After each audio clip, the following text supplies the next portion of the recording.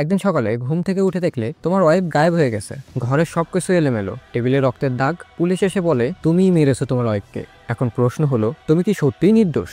একটা গল্প যেখানে ভালোবাসা, মিথ্যা আর প্রতিশোধ একসাথে মিশে যায় এমনভাবে যে শেষে বুঝতেই পারবে না কে আসলে ভিকটিম আর কে ক্রিমিনাল।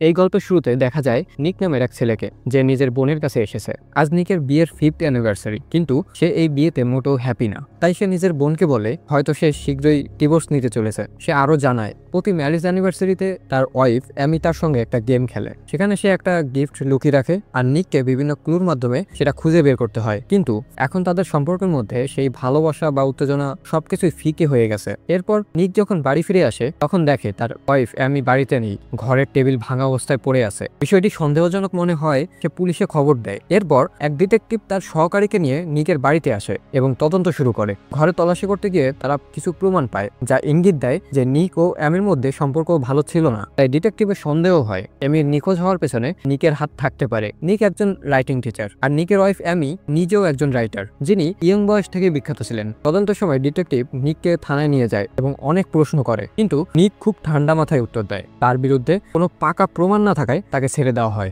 এমি একসময় সেলিব্রিটি হওয়ায় এই খবর দ্রুত মিডিয়ায় ছড়িয়ে পড়ে। বিখ্যাত লেখিকা হঠাৎ উদ্ধার।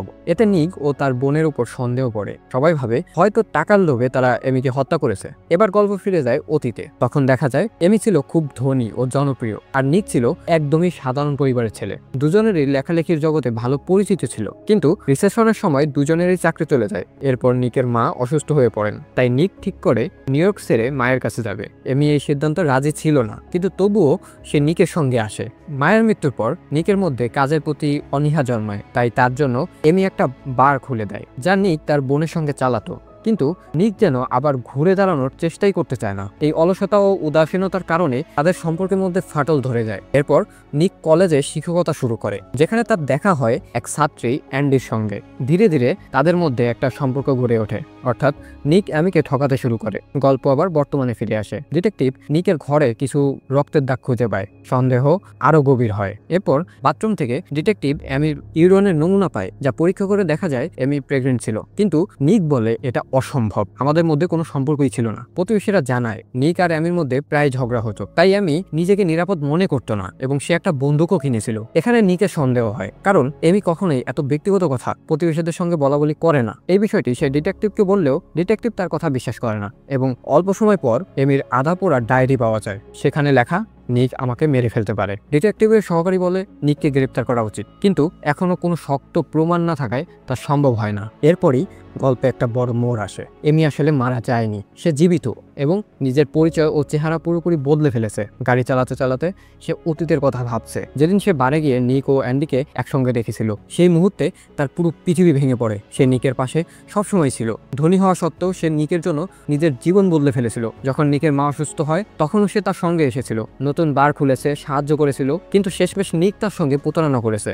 এরপর এমি জানতে পারে তাদের ম্যারেজ অ্যানিভার্সারির দিন নিক তাকে ডিভোর্স দিতে চলেছে। তখন থেকেই এমি প্রতিশোধ নেওয়ার পরিকল্পনা শুরু করে। সে ইচ্ছে করেই নিকের ক্রেডিট কার্ড দিয়ে অযথা খরচ করতে থাকে, যেন সবাই ভাবে নিক অযথা বাজে খরচ করে। এছাড়াও সে নিকের কাছ থেকে ইন্স্যুরেন্সের পেপারে সই করিয়ে নিজের ইন্স্যুরেন্সের টাকা বাড়ায়, যাতে পরবর্তীতে প্রমাণ হয় যে নিক টাকার জন্য তাকে মেরে ফেলেছে। এমি তার প্রতিবেশীদের সঙ্গেও বন্ধুত্ব করে, তাদের বলে কিভাবে নিক ঝামেলা করে। এছাড়া নিজেকে প্রেগনেন্ট সাজিয়ে তাদের সহানুভূতি অর্জন করে। সে নিজের ইউরিন ফ্লাশে রেখে দেয়, যাতে পুলিশ মনে করে সে সত্যি প্রেগনেন্ট ছিল। এমনকি সে নিজের শরীর থেকে রক্ত বের করে ফ্লোরে ফেলে দেয়, যাতে রক্তের দাগ দেখে পুলিশ ভাবে নিকই খুনি। আর তোমাদের মনে আছে মুভির প্রথম দিকে বলা হয়েছে প্রতি ম্যারেজ অ্যানিভার্সারিতে তার ওয়াইফ অ্যামি তার সঙ্গে একটা গেম খেলে, যেখানে সে একটা গিফট লুকিয়ে রাখে আর নিককে বিভিন্ন ক্লুর মাধ্যমে সেটা খুঁজে বের করতে হয়। কিন্তু এবারের ম্যারেজ অ্যানিভার্সারিতে ক্লুগুলো নিকের জন্য নয়, ডিটেকটিভদের জন্য ছিল। এদিকে নিক তার বোনের বাড়িতে এসে দেখে অনেক কেনাকাটা করা হয়েছে, সবকিছুই তার ক্রেডিট কার্ড দিয়ে। এগুলোর মধ্যে একটা ব্যাগে মার্ডার ওয়েপনও রয়েছে। এটা দেখে তার বোন ভয় পেয়ে যায়, কারণ এখন তারও জড়িত হওয়ার সম্ভাবনা তৈরি হয়েছে। কিন্তু দুর্ভাগ্যজনকভাবে ডিটেকটিভ এসে সেই অস্ত্র উদ্ধার করে ফেলে এবং নিক ও তার বোন দুজনকেই গ্রেপ্তার করা হয়। তবে পরে নিক জামিনে মুক্তি পায় এবং নিউ ইয়র্কে ফিরে গিয়ে এক নামি দামি আইনজীবী হায়ার করে। সে সবকিছু তাকে বলে, আমি কখনোই এমির সঙ্গে নিজেকে নিরাপদ বোধ করিনি, সে একটা সাইকো ছিল। এরপর নিক এমির আগের এক প্রেমিকার সঙ্গে দেখা করে, যার উপর এমি একসময় মিথ্যা ধর্ষণের অভিযোগ এনে তাকে জেলে পাঠিয়েছিল। তার কাছ থেকে নিক বুঝতে পারে এমি নিকের সঙ্গে একটা খেলা খেলছে। শেষে নিক দেখা করতে চায় এমির আরেক এক্স প্রেমিকের সঙ্গে, যিনি অনেক ধনী, কিন্তু সে কিছুতেই দেখা করতে রাজি হয় না, কারণ সে আজও এমিকে ভালোবাসে। এদিকে এমি এক ছোট্ট শহরে নিজের নতুন জীবন শুরু করেছে। এমি তখন তার প্রতিবেশীর সঙ্গে বাইরে বেরিয়েছিল। হঠাৎ তার কিছু টাকা মাটিতে পড়ে যায়, যা তার প্রতিবেশীরা দেখে ফেলে। রাতে তারা এমির বাড়িতে ঢুকে সেই সব টাকা ছিনিয়ে নেয়। এখন এই মুহূর্তে এমির কাছে একটা টাকাও নেই। অসহায় অবস্থায় সে তার পুরনো এক্স প্রেমিককে ফোন করে, সেই প্রেমিক যে আজও তাকে ভালোবাসে। সে তাকে দেখা করতে ডাকে, আর দেখা হলেই বলে যে নিক তাকে সবসময় টর্চার করতো, তার জীবন নিকের জন্য বিপদে ছিল, তাই সে নিজ ইচ্ছায় বাড়ি ছেড়েছে এবং আর কখনো ফিরে যেতে চায় না। তার এক্স প্রেমিক কলিন তখন বলে, তুমি আমার লেক হাউসে চলে এসো, সেখানে কেউ আসে না, তুমি কিছুদিন সেখানে থাকতে পারো। এমিও রাজি হয় এবং তার সঙ্গে চলে যায়। এদিকে শহরে এখনো সবাই বিশ্বাস করে যে এমি হয়তো জীবিত আছে, তাই তার স্মরণে মানুষ মোমবাতি মিছিল করেছে। সেখানেও নিক আসে এবং সবার সামনে অত্যন্ত ইমোশনাল একটা বক্তব্য দেয়। এমি, যদি তুমি শুনছো, দয়া করে বাড়ি ফিরে আসো। এই বক্তৃতা শুনতে নিকের গার্লফ্রেন্ড অ্যান্ডিও ভিড়ের মধ্যে দাঁড়িয়েছিল।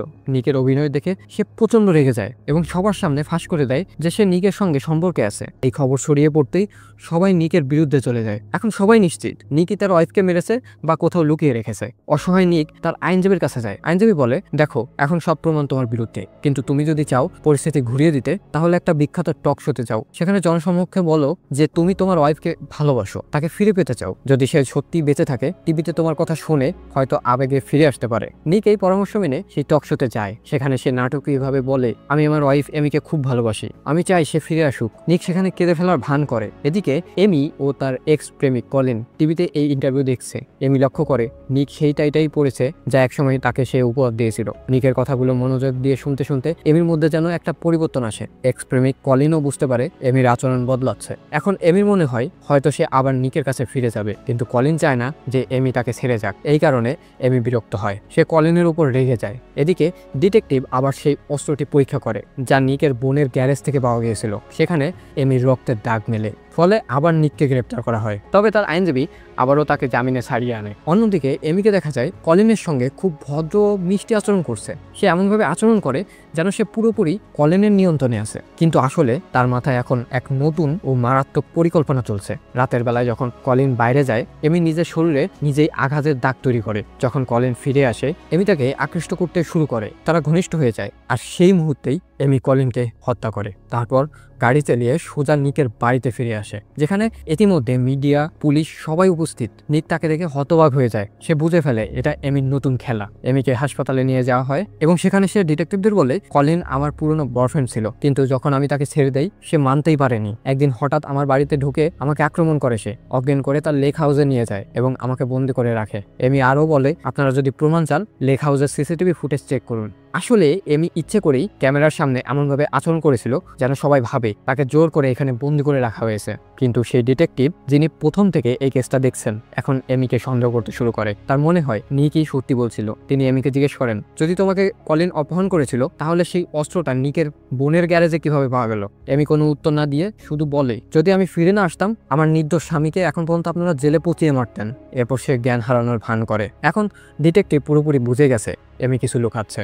এরপর নিক তাকে বাড়ি নিয়ে আসে এবং বলে, এই নাটক বন্ধ করো, আমি জানি তুমি মিথ্যে বলছো, তুমিই কলিনকে মেরেছো। এমি প্রথমে দেখে নেয় নিকের কাছে কোনো রেকর্ডার আছে কিনা, তারপর শান্তভাবে সব স্বীকার করে নেয়, কিন্তু বলে, কেউ তোমার কথা বিশ্বাস করবে না, এখন সবাই এখন আমার পক্ষে। যখন আমি তোমার ইন্টারভিউ দেখলাম, তখন বুঝলাম তুমিই আমার জন্য ঠিক মানুষ, তাই আমি ফিরে এসেছি। নিক ঠিক করে সবকিছু তার আইনজীবী ও ডিটেকটিভকে জানাবে। সে তাদের বলেও, কিন্তু ডিটেকটিভ বলে, আমাদের কাছে তার বিরুদ্ধে কোনো প্রমাণ নেই, সে কলিনকে সেলফ ডিফেন্সে মেরেছে বলে দাবি করেছে, তাই তাকে গ্রেফতার করা যাবে না। এখন নিক ভেতরে ভেতরে ভয় পেতে শুরু করে। এক রাতে এমি তাকে বলে, তুমি এখন একজন ভালো স্বামীর মতো সব দায়িত্ব পালন করবে। পরের সকালে একজন সাংবাদিক তাদের ইন্টারভিউ নিতে আসে।